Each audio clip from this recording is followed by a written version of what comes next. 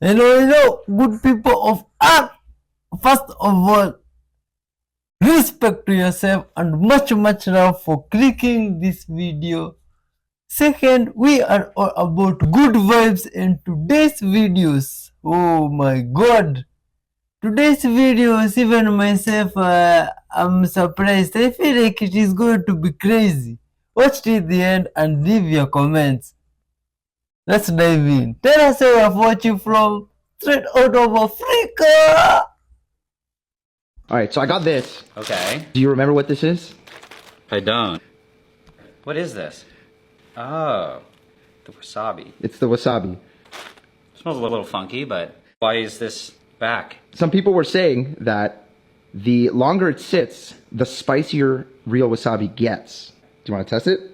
Sure. So, I have to remember how to do this.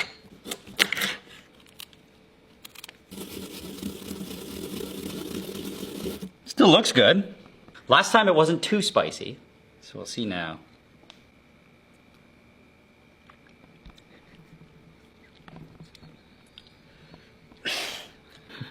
It's definitely spicier. I'd say it's probably just based on memory, maybe 5 to 10 times spicier. Oh, that's interesting. Myth confirmed. I don't think it was a myth. I think it's just a thing that people say, and it's also true. Yeah. Huh.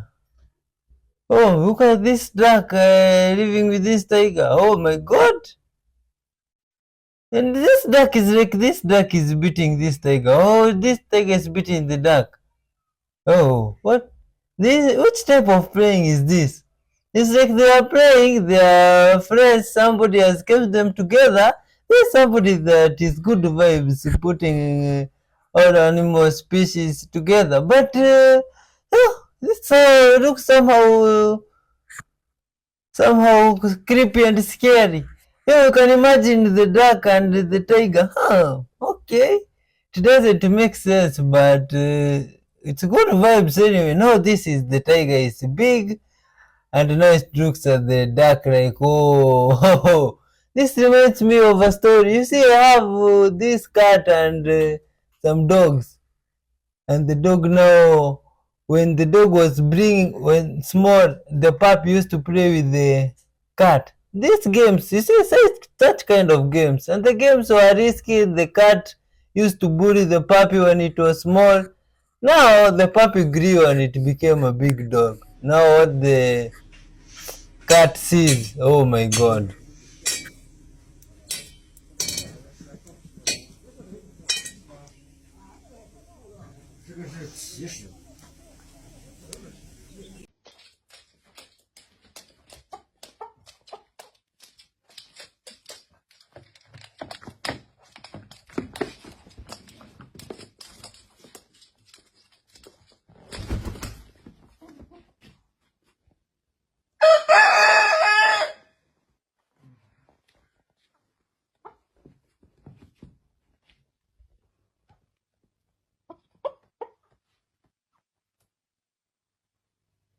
Oh, this is definitely a good alarm clock. You know, it's a clock that you can also keep as a pet. This is a light bulb. I want to try plugging it in. Just got to screw it into this thing. Now when I turn it on, oh, without the bulb, it clearly has some issues. But that's why instead, I want to try with this light bulb to put it in something else. It's my special machine that I got recently. And I'll put it on the tray. I'll also shove this in here. Now we pull a vacuum. I'm replacing it with nitrogen. Now we can open this. We'll get the light bulb and the switch thing. Plug this light in. Just gotta screw the light bulb in. Okay, it's good. And now I just have to flip the switch to turn it on. And we have a light bulb. And unlike before, it doesn't burn out. It's just nitrogen in here. It's a little bit more elaborate, but it's kind of like this is one big light bulb now. Now what? I don't know, we just enjoy the light. Oh, that video is pretty interesting. So pretty amazing what you can do with science and physics and all that chemistry. Oh, like how this is very interesting. seeing humans feed these animals randomly. This is so great. Man, this is very beautiful. People have good hearts out there, and this is a very good gesture. Oh my god, see the way this animal is just happy. Oh, this is so cool, man. A Oh, Harvard study in 1957 by Dr. Kurt Richter placed rats in a pool to test how long they could tread water. On average, due to exhaustion, they would sink and drown after 15 minutes. However, right before they gave up due to exhaustion, the researchers would pluck them out, dry them off, let them rest for a few minutes, and put them back in for round 2. On this second try, how long do you think they lasted? Remember, they had just swam until failure only a few short minutes ago. How long do you think? Another 15 minutes? 10 minutes? 5 minutes? No. You are all wrong. 60 hours. That's right. 60 hours of swimming, which is 2.5 days. The conclusion drawn was that since the rats believed that they would eventually be rescued, and so they could push their bodies way past what they previously thought impossible. I will leave you with this thought. If an unstoppable belief can cause exhausted rats to swim for that long, what could a belief in yourself do? How capable could you be? Remember this.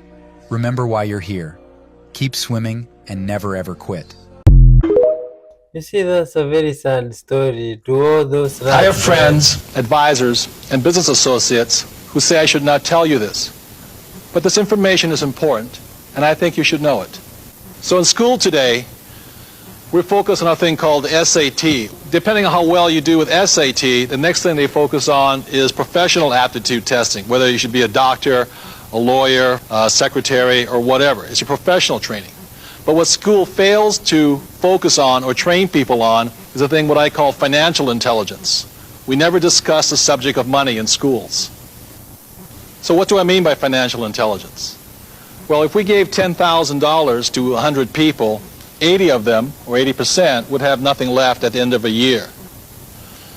16% with the same $10,000 might have $10,050, what you would get by putting it in a bank. And 4%, given that same $10,000, would have anywhere from $20,000 to $1 million or more. And that's what I mean by financial intelligence. So when we go to school, we learn to read these things, but we never learn to read these, financial statements or annual reports. We never learn financial literacy in school. When I studied accounting in school, it was possibly the single most boring subject I ever studied. So I had to create a system that was easy enough for me to understand. So these are the basic forms necessary for financial intelligence. One is called an income statement because it has an income and expense, also called a profit and loss statement. There's also a balance sheet, and the balance sheet has assets and liabilities. And these are the very basics for financial literacy or financial intelligence. I soon realized the main cause of financial struggle was due to confusion between the definitions of an asset and a liability. I looked in the dictionary at the definitions of assets or liability, and I got very confused, so I made up my own. My definition of an asset is something that puts money in my pocket, and my definition of a liability is something that takes money out of my pocket. So what caused my mom and dad to struggle financially is my dad, because his banker and his accountant and his real estate agent told him a house is an asset, by this definition, it's actually a liability. And if these definitions are still too confusing, I simplified it even further. The new definitions are, if I stop working, assets will feed me, and a liability will eat me. So the most important thing about being financially literate is understanding a thing called cash flow. I can tell the difference between a poor person and a middle-class person by simply looking at their income statements and balance sheets and figuring out which direction the cash is flowing. So I will show you the cash flow pattern of a poor person. Generally, a poor person, all they have is a job. The income comes in from the job, goes down, they pay their rent, clothing, a little food, and goes out the expense column. And this is a cash flow pattern of a poor person. The cash flow pattern of a classic middle-class person is a little bit different income comes in this way, but what a middle class, they probably have a mortgage, they probably have car payments, they probably have credit card payments. It comes up again through the expense column and then out this way. So what you see here are the cash flow patterns of a poor person versus a middle class person. So the cash flow pattern of the rich is different. The cash flow pattern of the rich flows from the asset column into the income column. So while the poor and the middle class are focusing on income, what the rich are focusing on is the asset column. And the asset column is the great secret of the rich. So for those of us who weren't born rich and what we have is a job, every time money comes in, this is the point of choice. This is where you make the decision to be rich, poor, middle class. If when this dollar comes in and you take the dollar out this way, then it's your decision. If you go and buy yourself a new t-shirt, cappuccino, a new lunch, then you're choosing to expense it right out. You're choosing to be a poor person. If instead, when you get a pay raise or more money, what you do is you go and buy a bigger house, a new car, or you take a vacation on your credit card, then what you are choosing to do then is to be a middle class person. And if you choose, instead, when the money comes in and you choose to put it in the asset column, then you make that decision to be rich, poor, middle class. By putting in the asset column, at this point, you're choosing to be a rich person. But the choice is up to you, nobody else. Huh. That's a good school of thought. Okay, so I've decided I'm looking for a husband.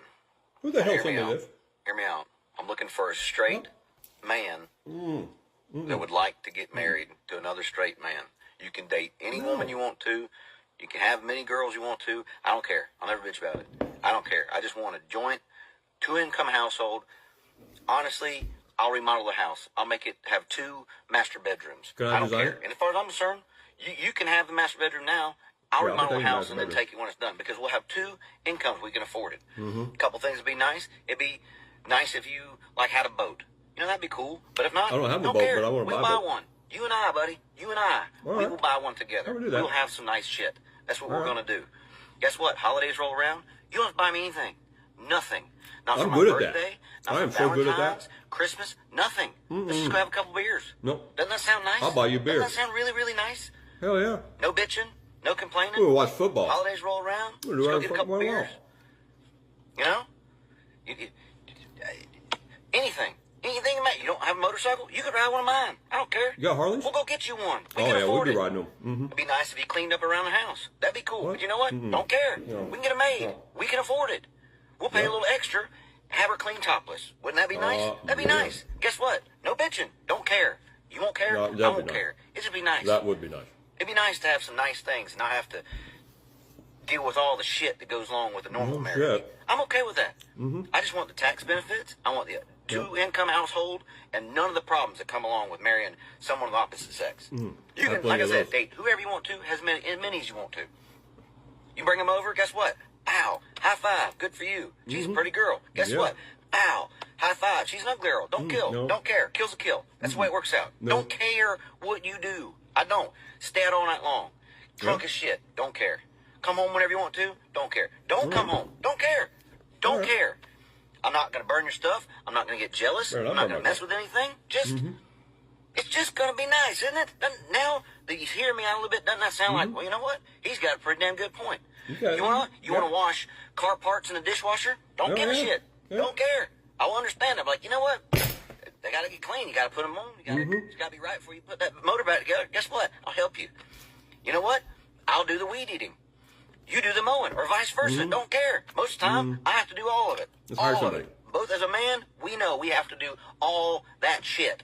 Guess what? We'll split it. We'll split it. Yeah. Or we'll hire a lawn service. We can Yeah, afford see? it now. Yeah, listen. Doesn't that sound nice? You listening? You're starting to come around to my side of this, aren't you? Anyways, very soon I got to get my affairs in order, and I'm going to be looking for a husband.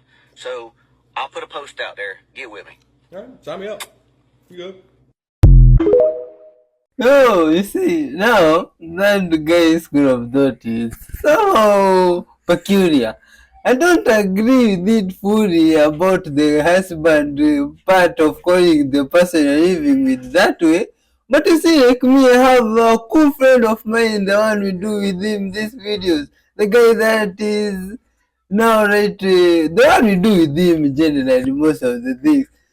And he's a cool guy. I wouldn't mind if we come up with such an idea. You say you rent your own house and just you, no one disturbing. Oh, that's good vibes. But share your thoughts about it. I'd like to know, man, what you think about it. Just keep watching. Good vibes. Much love for watching up to this far. Hit the like button if you haven't. And if you're not yet our subscriber, what are you waiting for? Please join us and let's make this family big. Let's keep watching. As Christians, we don't celebrate Halloween, but we like to dress up and have a little fun. That's Halloween. There's literally nothing else to the holiday. What you've just described is Halloween.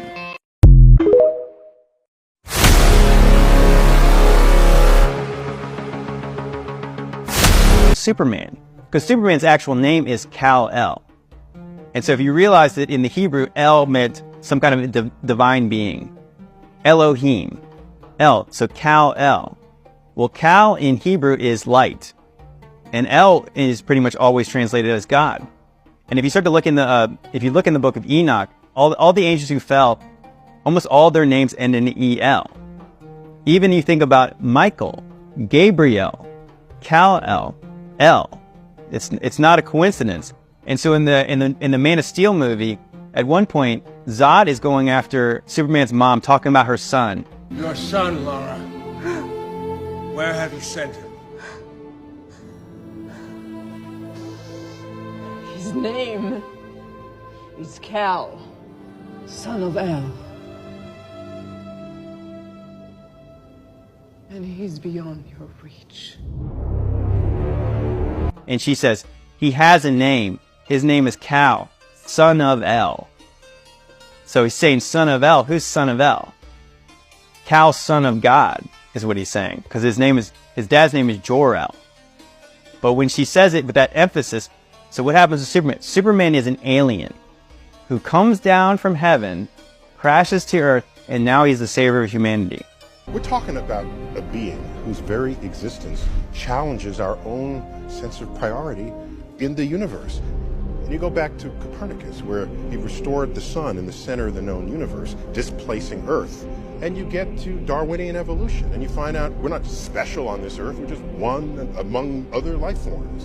And now we learn that we're not even special in the entire universe because there is Superman. There he is, an alien among us. We're not alone. He's got an S on his chest, but actually you find out later in the comic books, the S was a dragon. That was the family crest. So it wasn't just an S. That's sort of weird, right? And then you also understand that it's Superman's costume is not the red cape, the red boots, the blue suit. Superman's costume is Clark Kent. It's the suit, the tie, and the glasses, it's the hat. It's him pretending to be a bungling news reporter. Because what he actually is, he's an alien with superpowers who gets his power from the sun. Who does that sound like? It's like that sounds like the angel of light, the light bearer. People commonly refer to him as Lucifer. So now you start to get an idea of how the devil might see himself. How the world actually sees the devil. They see the devil as the good guy.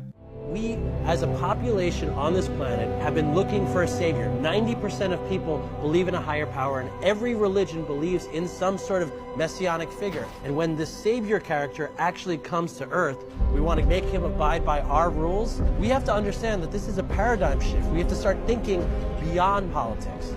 From Jesus' own mouth, in the last days, there's going to be a lot of deception. There's going to be false Christs. You start to understand that if Superman is the savior of humanity, is that an idea of a false Christ? That some being from outer space, or maybe interdimensional, could be presented as an idea of a savior to humanity.